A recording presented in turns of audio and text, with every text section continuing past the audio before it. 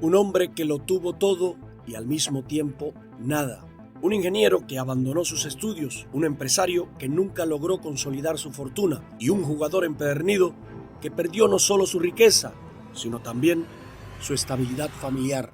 Ernesto Guevara Lynch, padre de uno de los personajes más controvertidos de la historia, dilapidó su fortuna y la de su madre jugando en casinos. Convertido en un ludópata insaciable, transitaba entre el esplendor y las dificultades en una familia que parecía tenerlo todo y al mismo tiempo no tener nada. En medio de la agitada ciudad de Buenos Aires, el 11 de febrero de 1900, nació Ernesto Guevara Lynch, un hombre con una vida plagada de contradicciones. Hijo de una de las familias más ricas de Sudamérica, creció rodeado de historias de grandeza y riqueza como la de su abuela, que en su juventud se aventuró en la fiebre del oro en California. Pero a pesar de este linaje, la vida de Ernesto fue cualquier cosa menos estable y todos los días Ernesto intentaba encontrar su lugar en el mundo. De joven se inclinó por la ingeniería, pero pronto abandonó sus estudios para casarse con Celia de la Serna, una mujer que venía de la aristocracia, compartía con él una vida llena de altibajos económicos. Ernesto se dedicó a administrar plantaciones de yerba mate y fundar diversas empresas, pero ninguna de ellas logró el éxito esperado. La fortuna que una vez pareció garantizada comenzó a desvanecerse y la familia Guevara se vio obligada a mudarse constantemente, buscando un lugar donde poder prosperar. En medio de todo esto nacieron sus hijos, entre ellos Ernesto Guevara de la Serna, quien más tarde sería conocido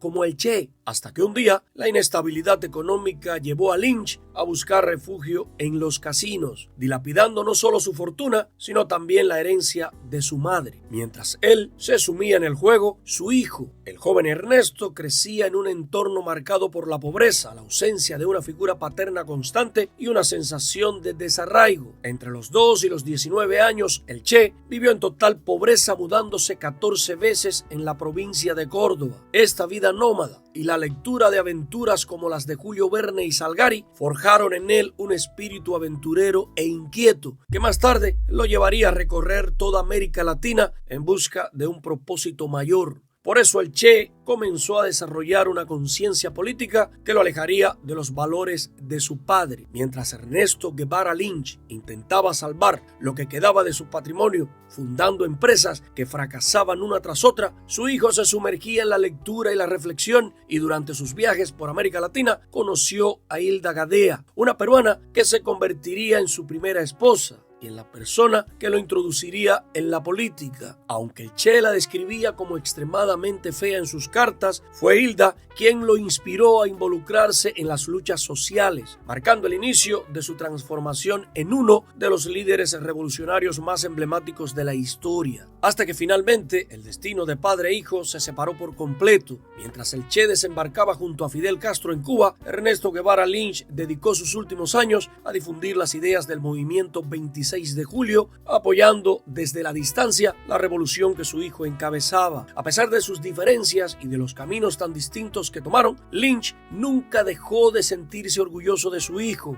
Escribió un libro titulado Mi hijo el Che, en el que insistía que el Che no era un mito, sino simplemente su hijo, un hombre que había seguido su propio camino marcado por herencias de una vida llena de desafíos. Y desde ese día, la historia de los Guevara se convirtió en una lección sobre cómo las decisiones de una generación pueden moldear a la siguiente. Ernesto Guevara Lynch murió en 1987, dejando atrás un legado complejo, una mezcla de fracasos empresariales, apuestas arriesgadas y un hijo que trascendió su propio apellido. La vida de los Guevara nos muestra cómo la riqueza y el estatus no garantiza el éxito y de cómo un joven que creció sin un lugar fijo en el mundo llegó a convertirse en un símbolo de revolución y cambio, a pesar de llevar consigo un manto de crueldad y manipulación que a través de los años van saliendo a la luz poco a poco. La historia de los Guevara es el eco de una verdad poderosa. No es nuestra cuna la que define quiénes somos, sino las decisiones que tomamos a lo largo del camino.